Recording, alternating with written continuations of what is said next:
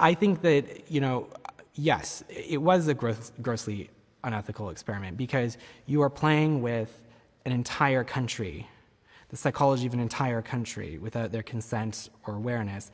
And not only are you playing with the psychology of an entire nation, you're playing with the psychology of an entire nation in the context of the democratic process.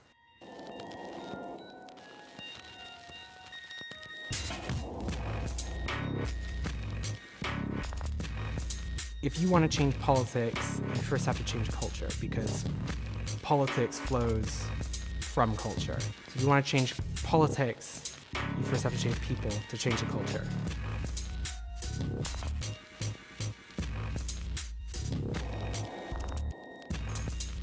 Yeah, so we would know what kinds of messaging you would be susceptible to, including the framing of it, the topics, the content, the tone, whether it's scary or not, that kind of thing.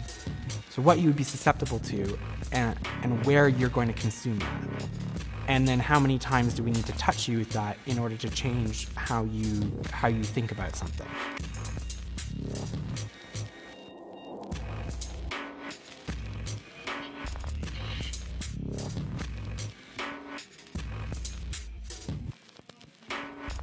He's been called a street fighter and the most dangerous man in American politics. You argue for your freedom, and they call you a xenophobe. You argue for your country, and they call you a racist. I like Mr. Bannon. He's a friend of mine. He's a good man. He is not a racist, I can tell you that. He's a good person. Look at who he's put in charge of his campaign. Stephen Bannon, the head of a right-wing website called Breitbart.com. Breitbart embraces ideas on the extremist fringe of the conservative right. Let them call you racist. Let them call you xenophobes. Let them call you nativist. Wear it as a badge of honor.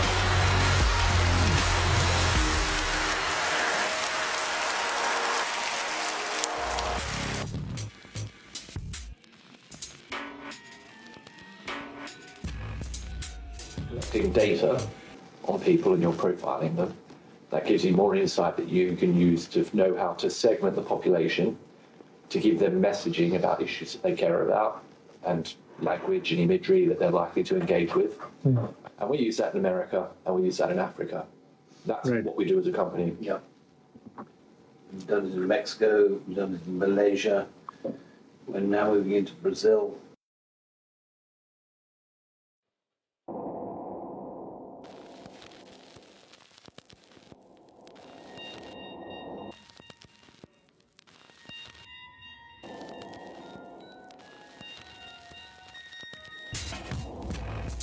We have rebranded the entire party twice, written their manifesto, done 2 rounds of 50,000 surveys. Huge amounts of research, analysis, messaging. And then we'd write all the speeches and we'd stage the whole thing. So just about every element of his campaign. There's no good fighting an election campaign on the facts, because actually it's all about emotion. Whatever the political message, subtlety is key. It has to happen without anyone thinking that's propaganda. Because the moment you think that's propaganda, the next question is, who's put that out? Yes.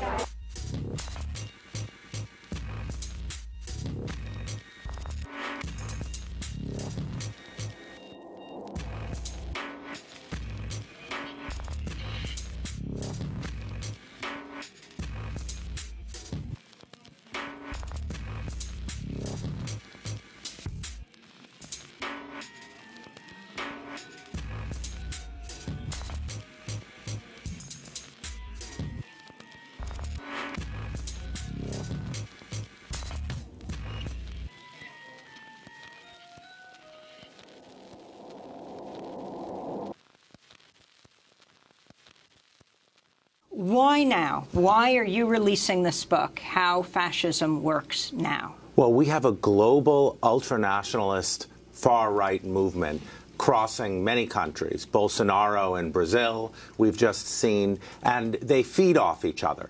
So I think right now it's very important to make people aware of the features of fascism. The 10 pillars of fascism, what are they? The 10 pillars of fascism are, number one, a mythic past, a great mythic past. Que época maravilhosa, você podia ir para a rua com segurança, a tua família era respeitada, o policial era policial. Que moral tem para falar em democracia? Nós não tem moral nenhuma.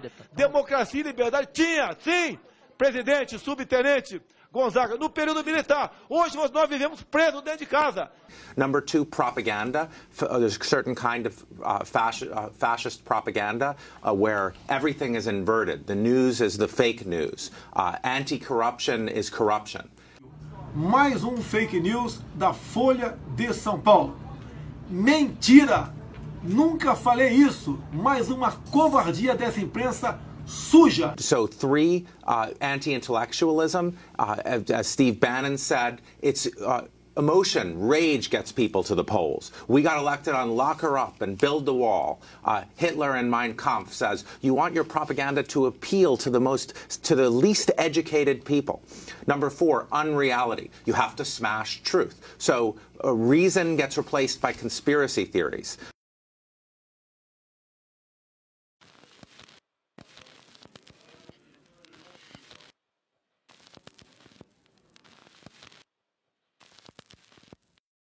Hierarchy.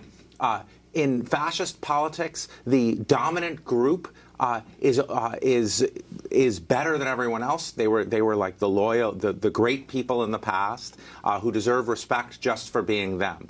Victimhood. In fascism, the dominant group are the greatest victims. The men are the greatest victims of encroaching feminism. Whites are the greatest victims of blacks. Law and order. What are they victims of? They're victims of the outgroup, who are criminals. What kind of criminals are there? They're rapists. The outgroup is lazy. They're not just criminals, they're lazy.